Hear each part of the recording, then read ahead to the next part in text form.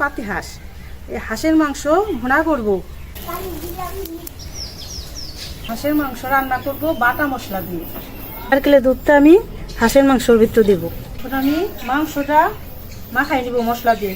এখানে আদা, রসুন, ধনিয়া, জিরা, পেঁয়াজ বাটা, শুকনা মরিচ, গোলমরিচ বাটা, হলুদের গুঁড়া, সরিষার তেল। তেলটা গরম হয়ে গেছে, একটা তেজপাতা, 2টা শুকনো মরিচ, জিরা, টুকরা দারচিনি, 2টা এলাচ, রসুন, পেঁয়াজ।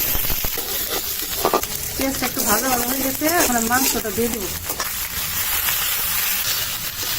মশলার সাথে মাংসটা কষানো হয়ে গেছে, নারকেলের দুধটা দিয়ে কষাই নেব।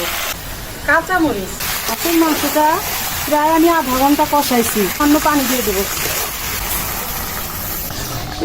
হয়ে গেছে, হাঁসের মাংস রান্না করলাম বাটা মশলা দিয়ে।